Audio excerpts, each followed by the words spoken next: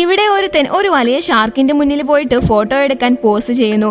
എന്നാ നോക്കുമ്പോൾ ആക്ച്വലി ഇത് അവന്റെ ഫ്രണ്ട് അവനെ പറ്റിച്ചതാണ്. അവന്റെ ഫ്രണ്ട് ഒരു സ്പീക്കർ വെച്ചിട്ട് അവനെ പ്രാങ്ക് ചെയ്തതാണ്.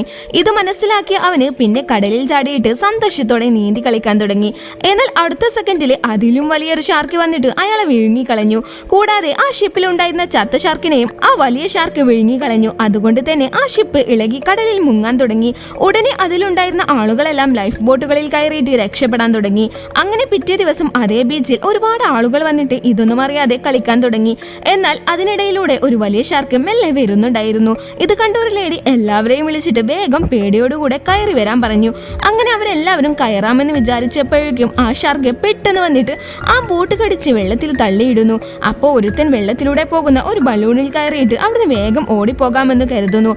എന്നാൽ ആ ഷാർക്ക് ആ ബലൂണിനെയും ഒരൊറ്റ കടി കടിക്കുന്നു. അതിനുശേഷം ഷാർക്ക് ബാക്കി വന്ന ആളുകളെയും കടിക്കാമെന്ന് കരുതുന്നു. അതിനിടയിൽ അങ്ങോട്ടേക്ക് റെസ്ക്യൂ ടീം എല്ലാം വന്നിട്ട് വെള്ളത്തിനിടയിൽ ജാമർ പോലെ എന്തോ ഒന്ന് സെറ്റ് ചെയ്തിട്ട് സൗണ്ട് വേവ് എല്ലാം റെഡിയാക്കി ഷാർക്കിനെ അവിടെ നിന്നും ഓടിക്കുന്നു.